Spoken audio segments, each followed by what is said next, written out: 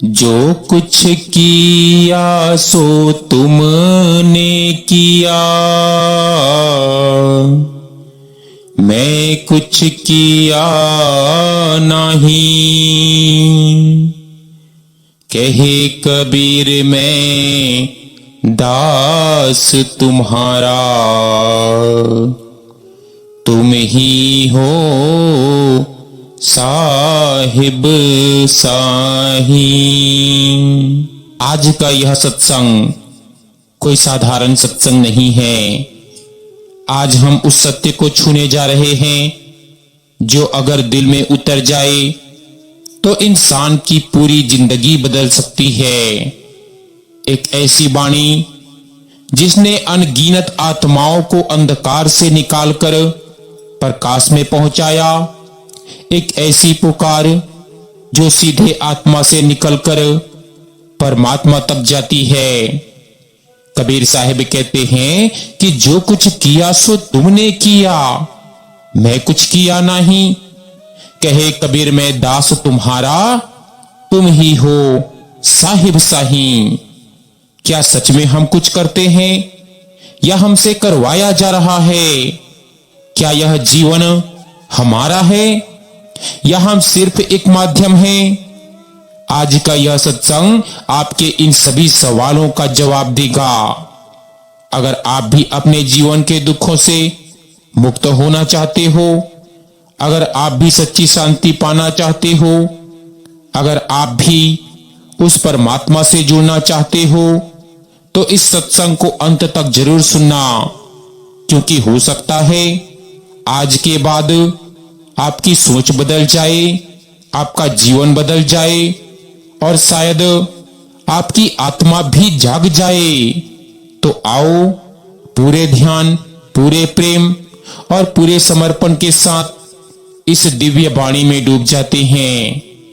संगत जी, कबीर साहिब ने फरमाया कि जो कुछ किया सो तुमने किया, मैं कुछ किया नहीं। कहे कबीर मैं दास तुम्हारा, तुम ही हो साहिब साही। यह कोई साधारण पंक्ति नहीं है, यह आत्मा का पूर्ण समर्पण है। यह वह अवस्था है जहां इंसान अपने अहंकार को पूरी तरह से समाप्त कर देता है। जब तक मनुष्य कहता है कि मैंने किया, मैं कर रहा हूं, मेरे कारण हुआ, तब तक वह परमात्मा से दूर है। पर जिस दिन उसके अंदर यह भाव आ गया कि जो कुछ भी हुआ प्रभु तेरी ही मर्जी से हुआ, मैं तो कुछ भी नहीं, उसी दिन से उसकी आध्यात्मिक यात्रा सच में शुरू होती है। दुनिया में हर इंसान कुछ ना कुछ करता हुआ दिखाई देता है। कोई व्यापार करता है, कोई नौकरी करता है, तो कोई सेवा करता है। पर कबीर साहिब कहते हैं कि यह सब तेरा भ्रम है। तू समझ रहा है कि तू कर रहा है, पर असल में कर कौन रहा है? जिसने तुझे यह शरीर दिया, जिसने तुझे सांस दी, जिसने तुझे सोचने की शक्ति दी, अगर वह एक पल के लिए भी अपनी शक्ति को खींच ले, तो क्या तू कुछ कर सकता है? नहीं कर सकता। इसीलिए कबीर साहिब बड़े प्यार से समझाते हैं कि जो कुछ किया सो तुमने किया। मतलब यह है कि हे मालिक, जो कुछ भी इस जीवन में हुआ वह सब तेरी ही कृपा से हुआ। जब यह भाव हमारे अंदर बैठ जाता है तो फिर जीवन बदल जाता है। फिर हम दुख में भी शांत रहते हैं और सुख में भी अहंकारी नहीं बनते, क्योंकि हमें पता होता है कि यह मेरा नहीं, यह सब उसी मालिक का है। देखो अक्सर क्या होता है, जब कुछ अच्छा हो जाता है तो हम कहते हैं कि मैंने मेहनत की इसीलिए सफलता मिली, और जब कुछ बुरा हो जाता है तो हम कहते हैं कि भगवान ने मेरे साथ गलत किया। यह कैसी सोच है? अच्छा हो तो मैं और बुरा हो तो भगवान। कबीर साहिब इस भ्रम को तोड़ते हैं वो कहते हैं कि ना तू अच्छा करने वाला है ना तू बुरा करने वाला है, तू तो सिर्फ एक माध्यम है। जो कुछ हो रहा है वह सब उस परम शक्ति की लीला है। यह समझना आसान नहीं है। यह सिर्फ शब्दों से नहीं आता, यह अनुभव से आता है। जब इंसान भजन सिमरन करता है तो वह अपने अंदर झांकता है। तब धीरे धीरे उसे यह अनुभव होने लगता है कि मैं कुछ नहीं हूं। और जब मैं खत्म हो जाता है तब वो मालिक प्रकट होता है। यही तो असली आध्यात्मिकता है। गुरुमत में भी यही कहा गया है कि हुक्मी अंदर सबको, बाहर हुक्म न खोए। मतलब इस संसार में जो कुछ भी हो रहा है वह सब उसके हुक्म से हो रहा है। फिर हम क्यों घमंड करते हैं? क्यों कहते हैं कि मैंने किया? यह मैं ही तो सबसे बड़ा दुश्मन है। जब तक यह मैं है तब तक परमात्मा नहीं मिलता। और जिस दिन यह मैं खत्म हो गया उस दिन सब कुछ मिल गया। कबीर साहिब आगे कहते हैं कि कहे कबीर मैं दास तुम्हारा। यह दास भाव बहुत बड़ी चीज है। आज इंसान मालिक बनना चाहता है, सबको अपने नीचे रखना चाहता है। पर संत क्या कहते हैं? संत कहते हैं कि दास बन जाओ, क्योंकि जो दास बन गया वह मालिक के सबसे करीब हो गया। अब दास बनने का मतलब क्या है? दास का मतलब है पूर्ण समर्पण, पूर्ण विश्वास और पूर्ण प्रेम। दास कभी सवाल नहीं करता, दास कभी शिकायत नहीं करता। दास सिर्फ एक ही बात जानता है कि जो मेरे मालिक की मर्जी। अगर हम अपने जीवन में यह भाव ले आए तो जितना जीवन सुंदर हो पाएगा आपने कभी सोचा भी नहीं होगा। और फिर कोई चिंता नहीं रहेगी, कोई डर नहीं रहेगा, क्योंकि हमें पता होगा कि हम अकेले नहीं हैं, हमारा मालिक हमारे साथ है। और जब मालिक साथ हो तो फिर डर किस बात का? कबीर साहिब कहते हैं कि तुम ही हो साहिब साही। मतलब हे प्रभु, सच्चा मालिक तू ही है। न यह संसार मेरा है, न यह शरीर मेरा है, न यह धन मेरा है, सब कुछ तेरा है। यही सच्चा ज्ञान है, यही सच्चा सत्संग है।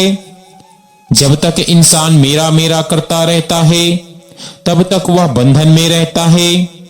और जिस दिन उसने कह दिया कि सब तेरा है, उस दिन वह मुक्त हो जाता है।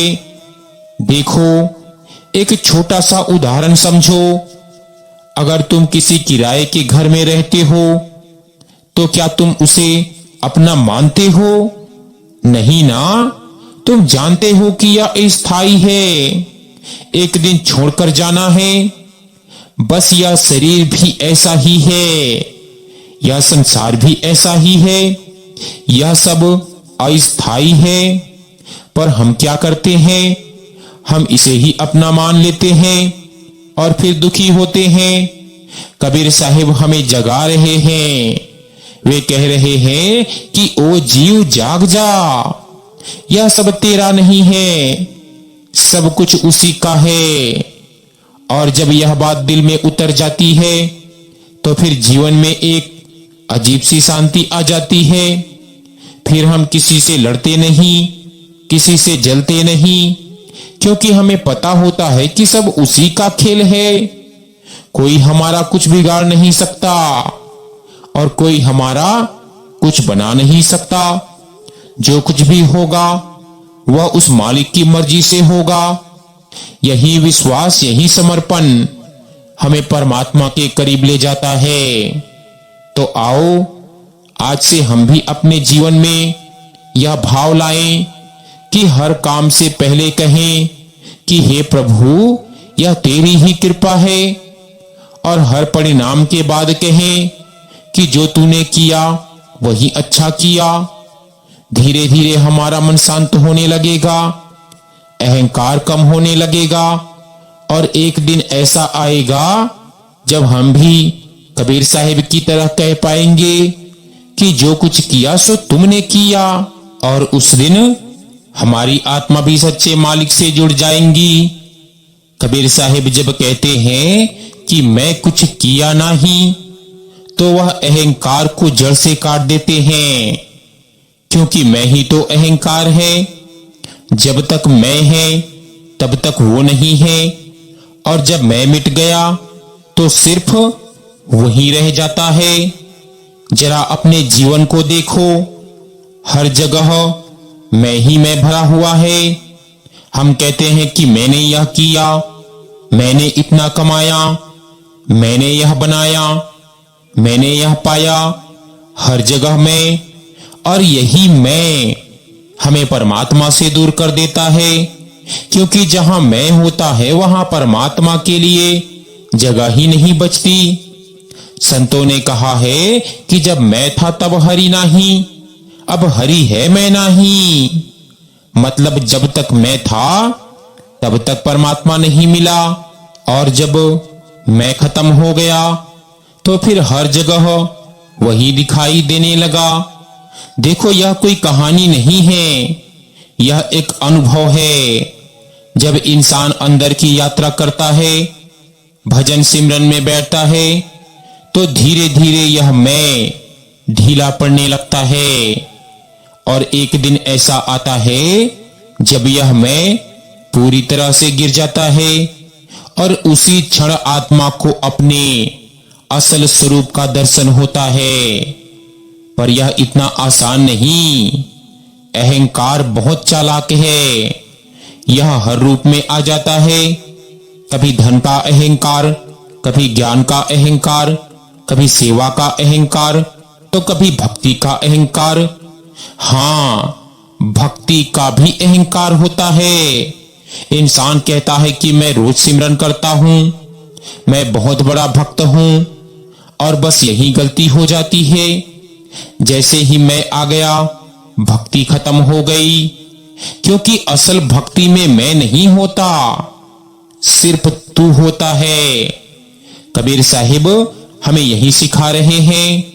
वो कह रहे हैं कि अपने मैं को मिटा दो, अपने अस्तित्व को समाप्त कर दो, क्योंकि जब तक तुम खुद को कुछ समझते रहोगे तब तक तुम उस परमात्मा को नहीं समझ पाओगे। देखो, एक बहुत सरल उदाहरण से समझते हैं। अगर एक गिलास पानी से भरा हुआ है तो उसमें और पानी कैसे डाला जा सकता है? नहीं डाला जा सकता, पहले उसे खाली करना पड़ेगा। ठीक उसी तरह अगर हमारा मन मैं से भरा हुआ है तो उसमें परमात्मा का प्रेम कैसे आएगा? नहीं आ सकता। पहले इस मैं को खाली करना पड़ेगा, और यही समर्पण है। समर्पण का मतलब है मैं कुछ नहीं हूं, सब कुछ तू ही तू है। पर यह बात सुनने में बहुत आसान लगती है, पर इसे जीना बहुत कठिन है, क्योंकि हमारा मन बार बार हमें धोखा देता है।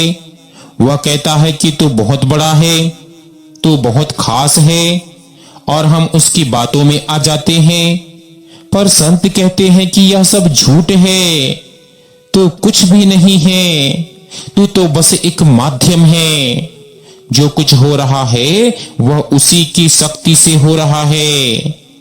और जब हम इस सत्य को स्वीकार कर लेते हैं तो हमारे अंदर विनम्रता आ जाती है, और विनम्रता ही वह द्वार है जिससे होकर आत्मा परमात्मा तक पहुंचती है।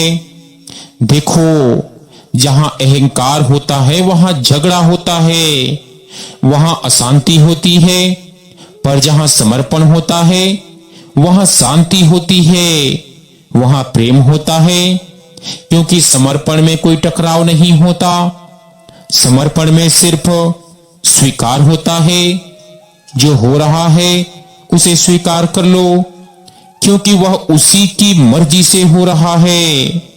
यह स्वीकार करना बहुत जरूरी है, क्योंकि जब तक हम जीवन को स्वीकार नहीं करते तब तक हम दुखी रहेंगे। हम हर चीज से लड़ते रहेंगे, यह क्यों हुआ, ऐसा क्यों हुआ। पर जब हम कह देते हैं कि जो हुआ अच्छा हुआ, तब हमारे अंदर शांति आ जाती है। संगत जी, यह कोई कमजोरी नहीं है, यह सबसे बड़ी ताकत है, क्योंकि जो व्यक्ति स्वीकार करना सीख गया वह जीवन के हर उतार चढ़ाव में स्थिर रहता है। उसे कोई हिला नहीं सकता, क्योंकि उसका भरोसा अपने ऊपर नहीं बल्कि उस परमात्मा पर होता है। और जिसका भरोसा परमात्मा पर हो उसे कोई डर नहीं होता। अब एक और गहरी बात समझो। जब हम कहते हैं कि जो कुछ किया सो तुमने किया, तो इसका मतलब यह नहीं है कि हम कर्म करना छोड़ दें। नहीं, हमें कर्म करना है, पूरी मेहनत के साथ करना है। पर फर्क सिर्फ इतना है कि पहले हम कहते थे कि मैं कर रहा हूं, अब हम कहेंगे कि मुझसे करवाया जा रहा है। यह बहुत बड़ा अंतर है। पहले अहंकार था, अब समर्पण है। पहले तनाव था, अब शांति है, क्योंकि अब हमें पता है कि हम सिर्फ एक साधन हैं। जब यह भाव अंदर बैठ जाता है तो जीवन एक खेल जैसा लगने लगता है। फिर हार जीत का फर्क खत्म हो जाता है, क्योंकि हमें पता है कि जो होगा वही होगा जो उसे मंजूर है, और जो उसे मंजूर है वही हमारे लिए सबसे अच्छा है। यही असल विश्वास है, यही असल भक्ति है। जब इंसान इस अवस्था में पहुंच जाता है तो फिर उसे कुछ मांगने की जरूरत नहीं रहती, क्योंकि उसे पता है कि जो मुझे चाहिए वह मुझे अपने आप मिल जाएगा, और जो नहीं मिला वह मेरे लिए जरूरी नहीं था। यह सोच जीवन को बदल देती है। फिर हम किसी चीज के पीछे भागते नहीं, हम शांत हो जाते हैं। और जब इंसान शांत हो जाता है तभी वह परमात्मा को महसूस कर पाता है, क्योंकि परमात्मा शांति में है, शोर में नहीं। कबीर साहिब की यह वाणी हमें यही सिखा रही है कि अपने अहंकार को खत्म करो और अपने आप को उसके हवाले कर दो। फिर देखना जीवन कितना सुंदर हो जाएगा। हर पल में आनंद होगा, हर पल में शांति होगी, क्योंकि तब तुम अकेले नहीं रहोगे, तब हर पल तुम्हारे साथ वही होगा। अगर इस जीवन को सफल बनाना है तो अहंकार को छोड़ना होगा, यानी मैं को छोड़ना होगा और तू को अपनाना होगा। हर सांस में, हर विचार में, हर कर्म में बस वही दिखाई दे। संगत जी, अब तक हमने समझा कि मैं ही अहंकार है और तू ही समर्पण है। अब हम यह समझेंगे कि जब इंसान सच में समर्पण कर देता है तो उसके जीवन में क्या बदलाव आते हैं और उस मार्ग में गुरु की क्या भूमिका होती है। देखो, समर्पण कोई शब्द नहीं, यह एक अवस्था है, और जब यह अवस्था आती है तो जीवन पूरी तरह बदल जाता है। पहला बदलाव क्या आता है? मन की अशांति खत्म होने लगती है। पहले हर बात पर चिंता होती थी, हर बात पर डर लगता था, हर बात पर मन विचलित हो जाता था। पर जब समर्पण आ जाता है तो मन शांत होने लगता है। कभी सोचा है ऐसा क्यों? क्योंकि अब भरोसा अपने ऊपर नहीं, उस परम शक्ति पर होता है, जिसके जीवन की बागडोर उसके अपने हाथ में होती है। वह हमेशा डरता रहता है, क्योंकि उसे लगता है कि अगर मुझसे गलती हो गई तो क्या होगा। पर जिसने अपनी बागडोर परमात्मा को दे दी, उसे कोई डर नहीं होता, क्योंकि अब उसे पता है कि जो होगा वही होगा जो उसे मंजूर, और जो उसे मंजूर है वह कभी गलत नहीं हो सकता। समर्पण के बाद दूसरा बदलाव आता है इच्छाओं में कमी।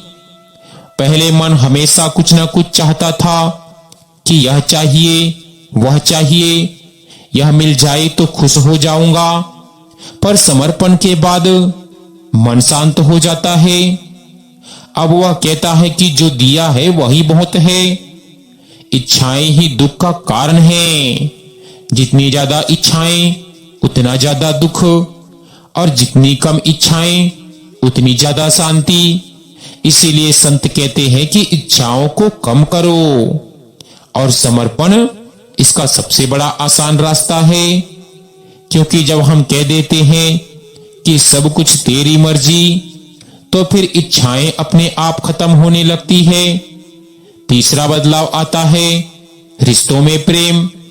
पहले हम हर रिश्ते में मैं लेकर चलते थे। हम कहते थे कि मैं सही हूं, मैंने इतना किया, मुझे सम्मान मिलना चाहिए, और इसी कारण झगड़े होते थे। पर जब समर्पण आता है तो मैं खत्म हो जाता है, और जहां मैं नहीं होता वहां झगड़ा भी नहीं होता। फिर रिश्तों में मिठास आ जाती है, प्रेम आ जाता है, क्योंकि अब हम लेने नहीं बल्कि देने लगते हैं। समर्पण इंसान को बदल देता है। वह पहले जैसा नहीं रहता। उसके अंदर एक अलग ही प्रकाश आ जाता है, एक अलग ही शांति आ जाती है। और यह सब कैसे होता है? गुरु की कृपा से। गुरु के बिना यह मार्ग संभव नहीं है। गुरु ही वह शक्ति है जो हमें अहंकार से निकालकर समर्पण तक ले जाती है। गुरु ही वह दर्पण है जिससे हम अपने असल स्वरूप को देख सकते हैं। गुरु ही वह हाथ है जो हमें गिरने से बचाता है। गुरु बाहर भी है और अंदर भी है। बाहर का गुरु हमें रास्ता दिखाता है, और अंदर का गुरु हमें उस रास्ते पर चलाता है। जब हम भजन सिमरन करते हैं तो धीरे धीरे हमें अंदर उस गुरु की अनुभूति होने लगती है। एक आवाज, एक प्रकाश, एक मार्गदर्शन जो हमें हर पल संभालता है। गुरु के बिना समर्पण संभव नहीं, क्योंकि मन बहुत चालाक है। वह बार बार हमें भटकाता है। कभी कहता है कि तू बहुत बड़ा है, कभी कहता है कि तू कुछ भी नहीं कर सकता। पर गुरु हमें संतुलन सिखाता है। वह हमें सिखाता है कि ना तो खुद को बड़ा समझो, ना ही खुद को छोटा समझो, बस खुद को उसका समझो। गुरु हमें यह सिखाता है कि तू कुछ नहीं, पर तू सब कुछ है। तू कुछ नहीं क्योंकि तेरे अंदर कोई अहंकार नहीं, और तू सब कुछ है क्योंकि तेरे अंदर वही परमात्मा बसता है। यह बहुत गहरी बात है। जब इंसान इसे समझ लेता है तो उसका जीवन बदल जाता है। अब एक और महत्वपूर्ण बात समझो। समर्पण का मतलब यह नहीं है कि हम कमजोर बन जाएं। नहीं, समर्पण इंसान को कमजोर नहीं बल्कि मजबूत बनाता है, क्योंकि अब वह अकेला नहीं है। अब उसके साथ परमात्मा है, और जिसके साथ परमात्मा हो उसे कौन हरा सकता है? जी कोई नहीं। समर्पण के बाद इंसान के अंदर एक अजीब सा साहस आ जाता है। वह हर परिस्थिति का सामना कर सकता है, क्योंकि उसे पता है कि यह सब एक परीक्षा है, और इस परीक्षा में भी वही साथ है। यही सच्चा जीवन है, यही सच्ची भक्ति है, जहां हर पल में उसका एहसास हो।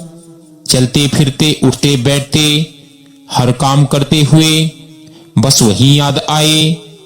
अगर हम इस अवस्था में पहुंच जाएं तो फिर हमें कहीं जाने की जरूरत नहीं। फिर हर जगह वही है, घर में भी वही, बाजार में भी वही, भीड़ में भी वही, अकेले में भी वही। यही है वह अवस्था जहां कबीर साहिब पहुंच गए थे। इसीलिए वो कह गए कि मैं कुछ किया नहीं, क्योंकि अब उनके अंदर मैं बचा ही नहीं था, सिर्फ वो ही रह गया था। हमें भी उसी दिशा में चलना है, धीरे धीरे एक एक कदम अहंकार को छोड़ते हुए, समर्पण को अपनाते हुए, गुरु के बताए मार्ग पर चलते हुए, और एक दिन हम भी उस मंजिल तक पहुंच जाएंगे जहां सिर्फ शांति है, जहां सिर्फ प्रेम है, जहां सिर्फ वही है। संगत जी, अब तक हमने जाना कि समर्पण क्या है, अहंकार कैसे हमें दूर करता है, और गुरु की कृपा से जीवन में परिवर्तन कैसे आता है।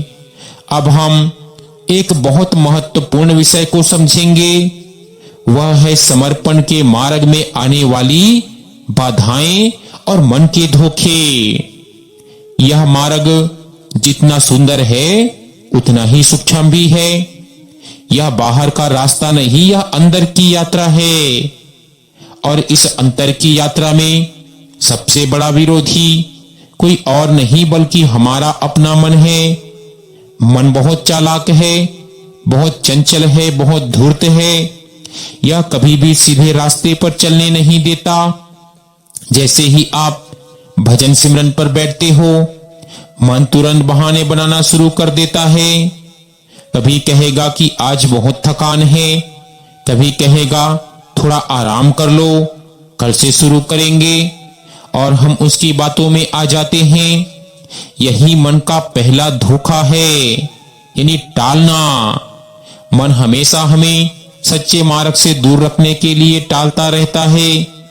इसीलिए संत कहते हैं कि आज नहीं, अभी जो करना है अभी करो, क्योंकि मन कभी नहीं चाहेगा कि तुम परमात्मा से जुड़ो। अब दूसरा धोखा क्या है? मन हमें दिखाता है कि तू बहुत अच्छा कर रहा है। जब हम थोड़ा सा सिमरन कर लेते हैं, थोड़ी सी सेवा कर लेते हैं, तो मन तुरंत कहता है कि वाह, तू तो बहुत बड़ा भक्त बन गया।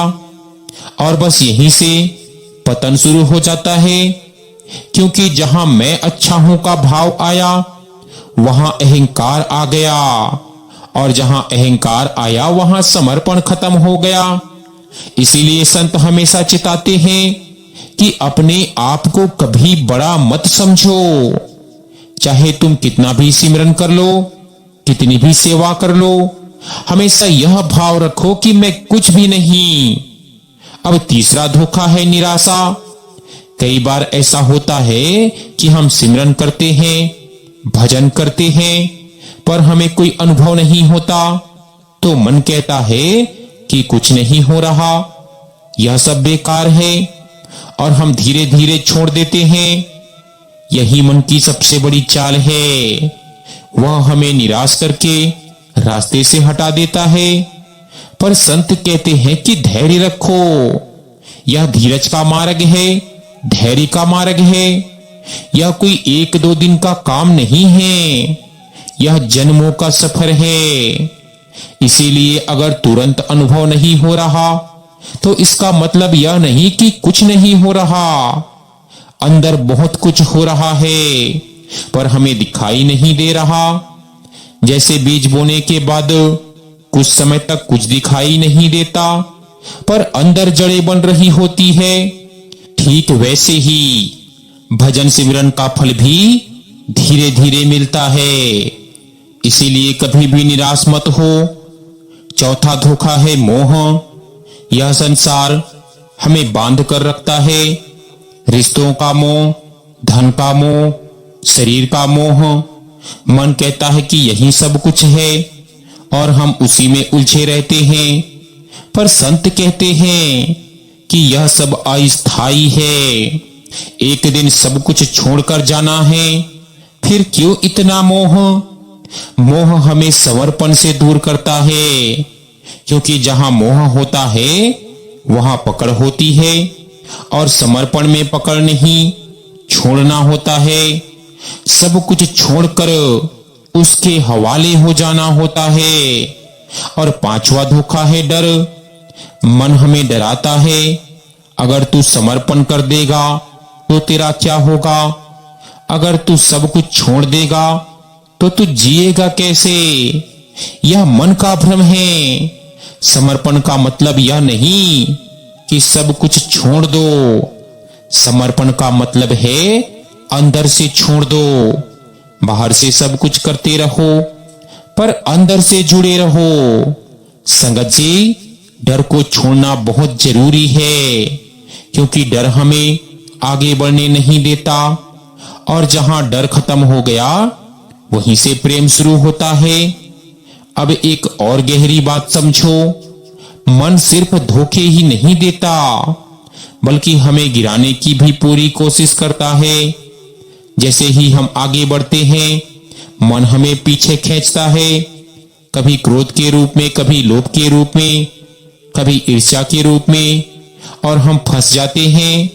इसीलिए संत कहते हैं कि सतर्क रहो, हर पल जागरूक रहो, अपने विचारों को देखो, अपने भावों को देखो।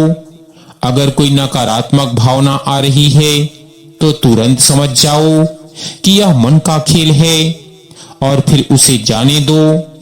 यह अभ्यास धीरे धीरे आता है।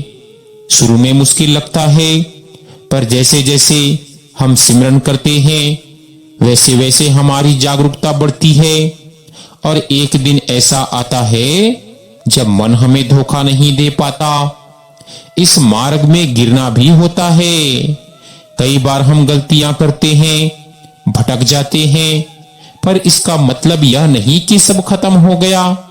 नहीं, हर गिरावट हमें कुछ सिखाती है, और अगर हम उससे सीख लें तो वही गिरावट हमारी ताकत बन जाती है। इसीलिए कभी भी खुद को दोष मत दो, बस आगे बढ़ते रहो, गुरु का हाथ थामे रखो और विश्वास रखो कि वह कभी हमें गिरने नहीं देगा। यह मार्ग आसान नहीं है, पर यह असंभव भी नहीं। अगर हम जागरूक रहें, मन के धोखों को पहचाने और समर्पण में टिके रहें, तो एक दिन हम जरूर मंजिल तक पहुंचेंगे। और तब हम पूरे विश्वास से कह पाएंगे कि मैं कुछ किया नहीं, क्योंकि तब हमें सच में अनुभव हो जाएगा कि सब कुछ उसी ने किया है। इसीलिए कबीर साहिब कहते हैं कि धैर्य रखो, जल्दबाजी मत करो, बस अपने मार्ग पर चलते रहो, गुरु का हाथ थामे रखो और विश्वास रखो कि एक दिन तुम्हें भी यह अवस्था जरूर प्राप्त होगी। और जब वह दिन आएगा तो तुम भी पूरे विश्वास से कह पाओगे कि कहे कबीर मैं दास तुम्हारा, क्योंकि तब तुम्हारे अंदर दास भावना पूरी तरह स्थापित हो जाएगा। और जब दास भावना आ गया तो मालिक अपने आप मिल जाएगा। साथ संगत जी, अब हम इस सत्संग के अंतिम पड़ाव पर पहुंच चुके हैं। अब समय है इस पूरी वाणी के सार को अपने जीवन में उतारने का। कबीर साहिब जी ने कहा कि जो कुछ किया सो तुमने किया, मैं कुछ किया नहीं। कहे कबीर मैं दास तुम्हारा, तुम ही हो साहिब साही। अगर इस एक वाणी को ही हम सच्चे दिल से समझ लें तो पूरा जीवन बदल सकता है। यह वाणी हमें सिखाती है, यह हमें सिखाती है छोड़ देना, समर्पित हो जाना, अपने मैं को मिटा देना। जब तक इंसान मैं में जीता है तब तक वह दुख में जीता है। मैं ही दुख है, मैं ही चिंता है, मैं ही भय है, और तू ही शांति है, तू ही प्रेम है, तू ही आनंद है। अब समय आ गया है कि हम अपने जीवन में यह निर्णय लें कि क्या हमें मैं में जीना है या तू में। अगर मैं में जियोगे तो हमेशा उलझन में रहोगे, और अगर तू में जियोगे तो हर पल आनंद में रहोगे। यह मार्ग कोई बाहर का नहीं है, यह अंदर का मार्ग है। यह किसी मंदिर, मस्जिद या गुरुद्वारे में जाकर नहीं मिलता, यह अपने ही हृदय में मिलता है। जब हम आंखें बंद करते हैं, जब हम सिमरन करते हैं, तब धीरे धीरे हम अपने अंदर उस शक्ति को महसूस करने लगते हैं। वही शक्ति, वही परमात्मा हमारे अंदर बैठा है, पर हम उसे बाहर ढूंढते फिरते हैं। कभी तीर्थों में, कभी जगह जगह, कभी पत्थरों पर कबीर साहिब कहते हैं कि मोको कहां ढूंढे रे बंदे, मैं तो तेरे पास में। यह बहुत बड़ी सच्चाई है। जिसे हम बाहर ढूंढ रहे हैं वह हमारे भीतर बैठा है। बस जरूरत है अपने अंदर जाने की, अपने मन को शांत करने की। और यह काम कैसे होगा? भजन सिमरन से, गुरु की कृपा से। अब इस सत्संग का सबसे महत्वपूर्ण बात कि इस वाणी को अपने जीवन में कैसे उतारें। तो पहली बात, हर काम से पहले और हर काम के बाद बस एक भाव रखो कि हे प्रभु, यह सब तेरी ही कृपा है। अगर कुछ अच्छा हुआ तो भी यही कहो, अगर कुछ बुरा हुआ तो भी यही कहो। धीरे धीरे यह भाव अंदर बैठ जाएगा। और दूसरी बात, अहंकार को पहचानो। जब भी मन कहे कि मैंने किया, तुरंत खुद को रोक लो और कहो कि नहीं, यह सब उसी ने करवाया। यह अभ्यास धीरे धीरे मैं को खत्म कर देगा। तीसरी बात, सिमरन को जीवन का हिस्सा बना लो। सिर्फ बैठकर नहीं, चलते फिरते काम करते हुए हर पल उसके नाम को याद करो, क्योंकि नाम ही वह डोरी है जो हमें उससे जोड़ती है। अब चौथी बात, गुरु का हाथ कभी मत छोड़ो, चाहे कैसी भी परिस्थितियां आ जाए, क्योंकि वही हाथ हमें इस संसार के भंवर से निकाल सकता है। संगत जी, पांचवी और सबसे महत्वपूर्ण बात कि धैर्य रखो। यह मार्ग समय लेता है, जल्दबाजी मत करो, बस चलते रहो। गिरो तो उठो और फिर से चलो, यही सच्ची साधना है। अब अंत में एक छोटी सी गहरी बात, जब इंसान इस वाणी को पूरी तरह से जी लेता है तो फिर उसके जीवन में कुछ भी बाकी नहीं रहता। ना कोई शिकायत, ना कोई इच्छा, ना कोई डर, बस एक ही भाव रह जाता है कि सब कुछ तू है। और जब यह भाव आ गया तो समझ लो कि मंजिल मिल गई। यही जीवन का अंतिम सत्य है। बाकी सब माया है, बाकी सब सपना है। सच्चाई सिर्फ एक है और वह है परमात्मा। और जब आत्मा उससे जुड़ जाती है तो फिर जन्म मरण का चक्कर खत्म हो जाता है। अब इस सत्संग को समाप्त करते हुए आओ हम सब मिलकर अपने अंदर यह संकल्प लें कि आज से, अभी से हम अपने जीवन में मैं को कम करेंगे और तू को बढ़ाएंगे। हर सांस में, हर विचार में, हर कर्म में बस वही दिखाई दे। और एक दिन जब यह भाव पूरी तरह से स्थापित हो जाएगा तो हम भी पूरे विश्वास, पूरे प्रेम और पूरे समर्पण के साथ कह पाएंगे कि जो कुछ किया सो तुमने किया, मैं कुछ किया नहीं। कहे कबीर मैं दास तुम्हारा, तुम ही हो साहिब साही। इसी के साथ इस पवित्र सत्संग को यहीं विराम देते हैं। संगत जी, मिलते हैं एक नए सत्संग वीडियो के साथ।